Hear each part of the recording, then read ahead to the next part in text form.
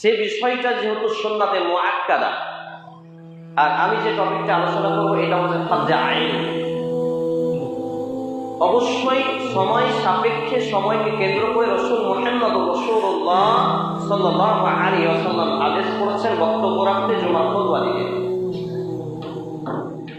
আলোচনা শুরু করার আগে আপনাদের সঙ্গে দুটি কথা না বললেই নয়, যেটা প্রায় মসজিদে বলতে হয়।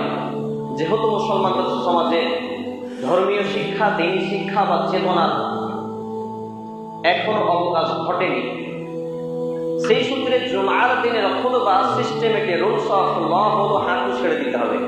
এদিকে হাঁটু ছেড়ে বসে, যারা হাঁটু গেড়ে বসে আছেন অনেক হেলান, হাঁটু ছেড়ে বসুন এবং হেলান দিয়ে বসতে পারবেন না। যদি আপনি অসুস্থ থাকেন তাহলে সেখানে আপনার ওজন রয়েছে, ছাড় রয়েছে, কিন্তু জুমার দিনে আপনার রুলস অফ ল সিস্টেমেটিক হলো মসজিদে ঢুকে আযান চললে আপনি দাঁড়িয়ে থেকে হয় আযানের উত্তর দেবেন, নইলে আপনি সুন্নাতে তাহিয়াতুল মসজিদ, মসজিদে দুখুল, 2 রাকাত সালাত আপনি আদায় করতে শুরু করবেন। কিন্তু আমরা অনেকে আযান চলাকালীন আগে বসে যাই, আযান শেষ হয় তারপর সুন্নাতে উঠি। এটা সুন্নাতের খিলাফ কাজ, এখান থেকে ফিরে আসতে হবে।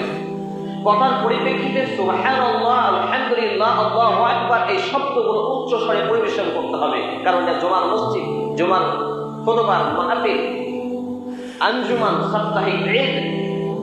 এবং বিশেষ করে যখন মুহাম্মদুর রাসূলুল্লাহ সাল্লাল্লাহু আলাইহি ওয়াসাল্লামের নাম আসবে তখন পুরুষদের ফিতরাত হলো উচ্চ স্বরে সাল্লাল্লাহু আলাইহি ওয়াসাল্লাম এটা পাঠ করা, এটা বলা। নবী মুহাম্মদুর রাসূলুল্লাহ সাল্লাল্লাহু আলাইহি ওয়াসাল্লাম একদা মেম্বারের প্রথম ধাপে উঠলেন, বললেন আমিন। দ্বিতীয় ধাপে উঠলেন, বললেন আমিন। তৃতীয় ধাপে উঠলেন, বললেন আমিন। অর্থাৎ আমি যে জায়গাটা দাঁড়িয়ে খুতবা দিচ্ছি এটাকে বলে মেম্বার। এই মেম্বারের 3টি ধাপ থাকে, 3টি ধাপে উঠে তিনি আমিন বললেন। ইতিপূর্বে এমন কোনো ঘটনা ঘটেনি। সাহাবায়ে কিরাম রাদিয়াল্লাহু তাআলা আজমাইন সবাই একত্রে বলছেন, ইয়া রাসূলুল্লাহ, ইয়া হাবিবাল্লাহ, হে আল্লাহর রাসূল, হে আল্লাহর বন্ধু, আমার পিতামাতা আপনার প্রতি কুরবানি হোক।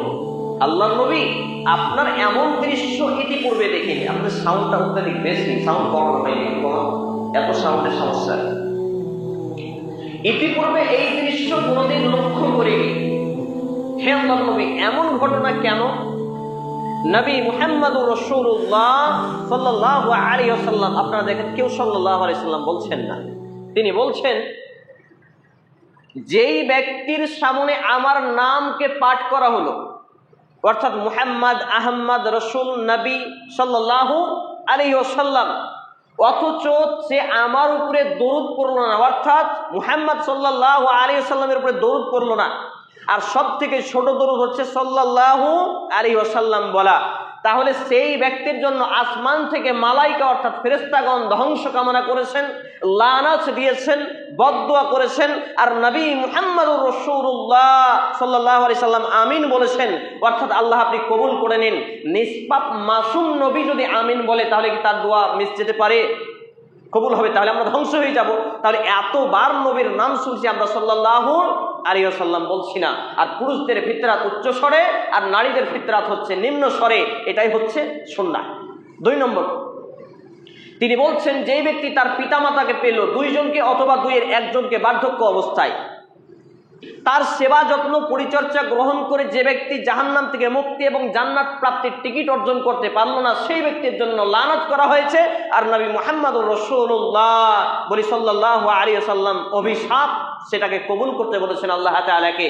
এবং 3 নম্বর পয়েন্ট ছিল, যেই ব্যক্তি রমাদানের পূর্ণাঙ্গ মাস পেল কিন্তু রমাজান মাসের আগে সে দাড়ি কাটতো, এখনো দাড়ি, কাকা হাঁটু সারে, অভ্যাস হয়ে গেছে, রমাজান মাসের আগে দাড়ি কাটছাট করতো, রমাজান মাস পেয়েও সে দাড়ি কাটা বন্ধ করতে পারলো না, রমাজানের আগে বেনামাজি ছিল, রমাজানের মধ্যে নামাজি হতে পারলো না, রমাজানের আগে কৃপণ ছিল, রমাজান পেয়ে দানশীল হতে পারলো না, রমাজানের আগে ভাই বোন বাপ মা আত্মীয় স্বজনের সাথে সম্পর্ক ভালো ছিল না, রমাজানে সে সম্পর্ক ভালো করতে পারলো না, আর পাড়া প্রতিবেশীর সাথে সম্পর্ক ভালো করতে পারলো না, চারিদিক দিয়ে এভরি মোমেন্টকে সে পবিত্র কোরআন এবং সেই সুন্নাহ দিয়ে সাজাতে পারলো না, এই ব্যক্তির জন্য আসমান থেকে মালাইকাগণ লানাত বদদুয়া করেছেন।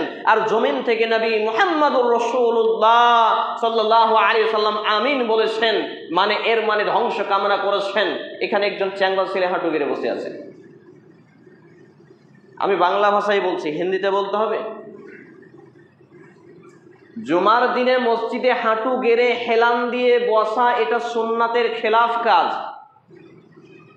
যদি কারো অসুস্থতা থাকে ব্যাপারটি ভিন্ন। অনলাইন বইঘর দীর্ঘ 9 বছরেরও বেশি সময় ধরে ভারতের প্রতিটি কোনায় কোনায় হোম ডেলিভারি করছে কুরআন, হাদিস গ্রন্থ, ইসলামিক বই, চাক ভাঙা মধু, কালোজিরা ও জয়তুন তেল, আতর, খেজুর সহ বিভিন্ন হালাল সামগ্রী। আপনিও অর্ডার করতে যোগাযোগ করুন 800 179 নম্বরে।